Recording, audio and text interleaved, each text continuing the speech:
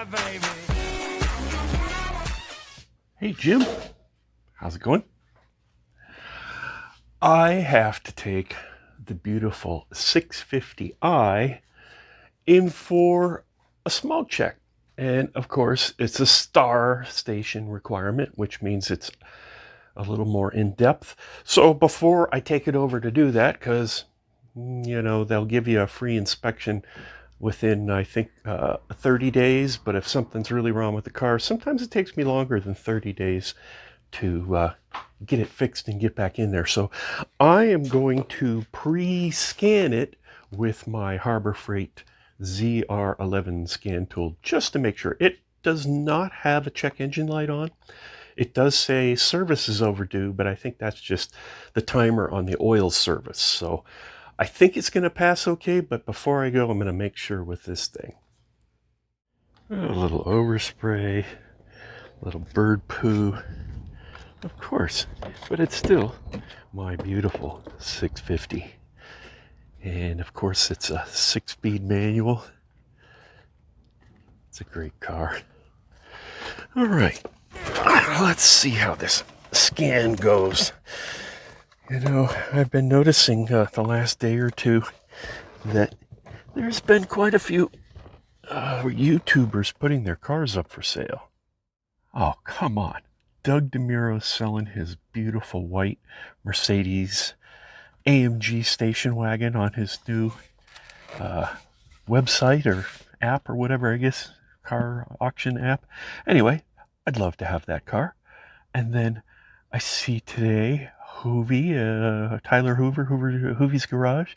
He's putting up a bunch of stuff. He's selling his Rolls Royce, and he's got a couple other interesting cars, of course. Love to have any of those, but the one that really caught my eye was yesterday I saw where Tavares is selling the Bentley that he got from Hoovy's Garage.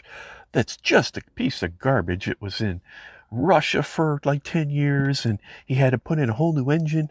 But I was thinking, wow, I would love to have Tavares' old Bentley. And I told my wife about it, and she went, well, we should go get that car. So, no, I'm probably not going to buy Tavares' Bentley, but out of all of them, that's probably the one I'd get. Come on, who doesn't need a W12 engine that's already been ripped out of a junkyard car? Anyway, I guess I should get back to this problematic car before I dream about getting another. Okay, ignition on, but I did not start the engine. It hooked up, and yeah, we're all green there. So it should pass smog no problem, as long as all the rest of the stuff visually inspects correctly. And it should. This car hasn't been messed with too much. All I've really done is take off the mufflers. And I was just telling my wife that the tires on this car and the ones on the Elephant in the Garage, the Z4, are getting a tiny little bit of cracking, like a little bit of dry rot. So I'm going to have to just go do burnouts until they're bald and get new tires soon for both these cars. So I'm looking forward to that. Well, off to the smog shop. All right.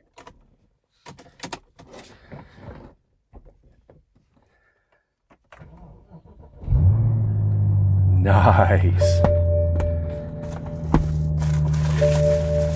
Come on, Luke.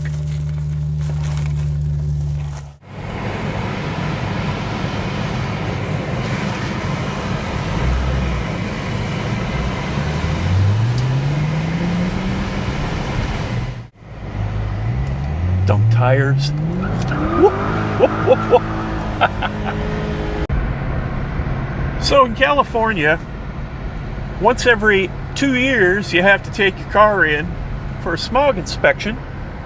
And every, I think, 4 or 6 years, they require it to go to a star station, which is more involved of an inspection from what I understand. And when you have 7 crappy old cars like we do, it seems like there's always a car needing a smog inspection. the big problem with the Z4 is it won't pass smog. And I haven't been able to make it past smog because of an evaporative issue, which we'll get back into as soon as I get it back on the road, I have no doubt. And the Mercedes, the SL500, the real reason it finally kind of got retired is because it wouldn't pass smog, but that was all because of a transmission issue, which I really need to get addressed, because I should just give up on doing the transmission job myself, because I really don't know anything about automatic transmissions or anything else for that matter, but especially German automatic transmissions. So maybe I should just bite the bullet and let a professional fix that car. I should start looking into that, because it definitely needs a transmission valve body. I should do that. Doggone it! I forgot my COVID mask. I gotta go back home and get my bandana or a mask or something. At least I remembered before I got there. That's better. And you know what? It'll give me a chance to do another burnout.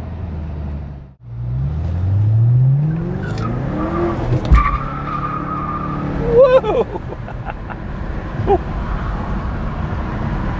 Hopefully there's no cops. Kind of smells like burning rubber in here. Don't know why. The last real auto parts store in the valley. All auto parts. It's like the old days where it's a counter and you walk up and they have all the stuff in the back. Yeah, nothing like O'Reilly's or... Yeah, I guess those places are okay too, but it's definitely a step above Pep Boys. They have like a machine shop and all of that good stuff. So, well, we're almost at the smog place. All right, that went as expected. Passed no problem. Cost me $50. Thank you, state of California. I guess that's okay, because it makes it so we can all breathe a little better. But the good news, just like I was just talking about that Mercedes and that Mercedes transmission, right next door to the smog place is a mechanic shop, Monaco Motors, something like that, and they specialize in old German cars. So I'm going to see if the Mercedes will start and try to drive it back over here either today or tomorrow morning. I'll probably have to charge the batteries. Okay, I uncovered it, and it's kind of dirty, but it started right up, had no problem. The starting battery was just, it cranked over a little bit slow, but not too bad. And so it's idling now, and I've got the charger on the accessory battery in the back here where it was dead, so none of the top won't work or any of that kind of stuff. But I'm going to let it charge for a few minutes, and then I'm going to check the air pressure in all the tires, make sure that they're up to snuff, and then we're going to try and drive this thing back over to that repair shop, and hopefully the transmission will work good enough to make it just, it's probably about, I don't know, it's less than 5 miles, so hopefully it's got 5 miles left in it. Although if you recall, the last video I made with this car when the transmission was failing during that drive, it didn't really want to drive very good, and I was afraid I wouldn't be able to even make it home at all from that drive. So hopefully it'll make it 5 miles. If not, I'll be calling Auto Club to tow me the rest of the way over there. I never like having my car show up at a repair place on a flatbed, but it'll make it there, and it's under its own power. I just know it. And the air suspension is working fine too. It's amazing. The car has 203,000 miles on it. It's been sitting for, it has to be at least 7 or 8 months. I guess I could look back and see when I posted that last video of it. But it's been sitting for months, and as soon as I pushed the button, it had kind of dropped down where it was a little bit lower than it should have been. But as soon as I pushed the button, it went boom, and it lifted itself right back up, no problem. And yeah, so keep your fingers crossed. I know, I always say that, but keep your damn fingers crossed, because I would love it if I can get the transmission on that thing repaired for under, I don't know, under $1,000. I'm hoping, you know, $500 or $600 if it's just the plug. If it turns into a whole valve body thing, then it's probably going to be over $1,000. And if it turns out it needs a whole new transmission, then they're going to want like $4,000 or $5,000, and that ain't going to happen. You know, if it needs a new transmission, then we'll be back to, I'll do it with some piece of crap I get from a junkyard, and you know, that'll be good content, I guess. But hopefully these guys can fix it for a reasonable price. So I'm gonna go check the air pressure in the tires. You know, I just realized something. I haven't consulted my friend Daryl here in a while, and Daryl always knows the answers to all of these automotive questions before anyone else does. So let me ask him. Okay, Daryl, buddy, help me out here. Are they going to be able to fix the transmission in the Mercedes SL500 for under $1,000? Oh boy, I don't know if you can read that, but it says, without a doubt. All right.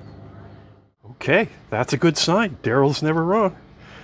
Daryl is the one who predicted the failure of the lovely Z4 repair every single time. Every time I think it was right, and I'd ask Daryl, hey, did I actually do it? Will it pass this time? And he would usually say something like, signs point to no, or can't tell you now, or highly doubtful, or something like that. So this time it's being positive about the Mercedes. I like that. So let's see about driving that thing over there. Okay, we're in the benzo. I just put it in reverse. It seemed to go in. Yeah. We're moving. That's a good sign. All right, I'm gonna have to stop and get out, and the mirror on that side is folded in, so I'm gonna have to unfold that mirror. But I'm not going to do that until I put it in drive and see if it's actually going to go forward, because as I recall, it would barely even go up the driveway last time I drove this car. So, okay, we're in drive and we're driving. Okay. So far, so good. It seems to be behaving okay. I shouldn't have cursed it there, should I? Okay, brakes feel good. Huh? There's some Benz quality, huh? Okay. That's not bad. Now let's see what happens the first time it shifts gears. Oh, and I'm way low on gasoline. I should probably stop and put gas in it if it continues to behave okay. Big hesitation there, but it just shifted to second. Okay. All right. Okay, I really hate the idea of going out of my way, but I gotta put some gas in this thing. Fresh gas would probably help it, and it's like at less than 1/8 of a tank. So, and it does seem to be shifting okay so far. All right, and we're up. Oh yeah, nice easy shift. Little weird there. Okay, I think we're gonna make it. All right, I'm gonna stop for some gas. I have to. All right, I made it to the 76 station. I'm going to put in some premium. I can't believe that it's actually driving good and behaving. And It must know it's going to the surgeon. Anyway, I'm pretty happy that it seems like it's going to make it. Let me give it $50 worth of Go Juice. Okay, 50 bucks worth, and we're on our way. Come on, baby, start again. Yeah. Okay, this car is going to cooperate this time.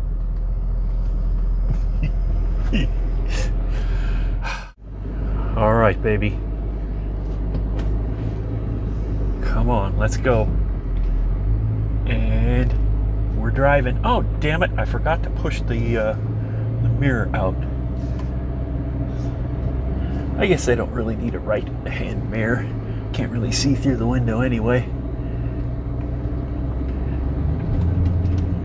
Okay, it's running amazingly good. This car has been known to spontaneously put itself into neutral, which is kind of troubling when you're sitting in a big intersection in the left turn lane and you're waiting to make your left turn and you go for it and your car's in neutral.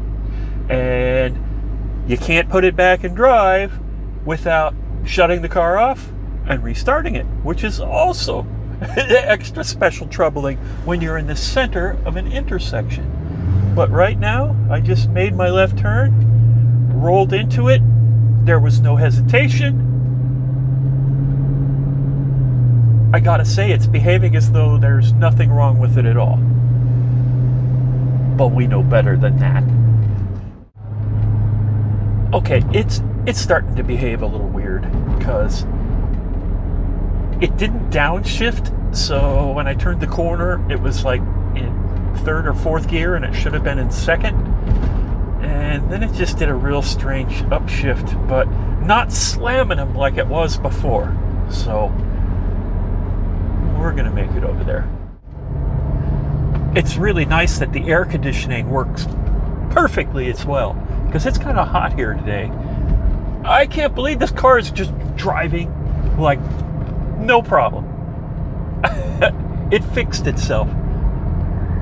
Of course, it fixed itself on the way to the mechanic. Right, we made it. Let's hope they can help me out. It was November 12th of 2019 when the Mercedes transmission was failing during that last drive. So it's been sitting in front of the house under a cover since November 12th. And now it's over at a shop. I hope they can do something to help me out with that, because I really want to have that car back out doing burnouts. I think that would just be fabulous. So I really don't want to part it out. I mean, it's not really worth anything. I mean, selling it whole, I wouldn't get much for it, especially if it's not running and driving and passing smog and all of that. So if it needs a $5,000 new transmission or some crazy thing like that, I'm just going to have to part it out. Which that could be interesting, you know, taking it all apart, but I don't really have space to store all the bits and pieces until I sell them. So I'm just going to hope that it ends up getting, they're able to work out the problem with the transmission, and because that's all that stands between that car and being back on the road, even though it's got lots of other issues. But if the transmission's working, I'll fix all the other issues. You know, most of the other issues are things I can deal with here. You know, come on, Mercedes, come back to life. I know I didn't do anything more on the paint here. I was planning on painting this trunk lid today, but I haven't. So I'm gonna I'll do that tomorrow. Tomorrow is a lovely, lovely time to do that paint job. Thanks for watching.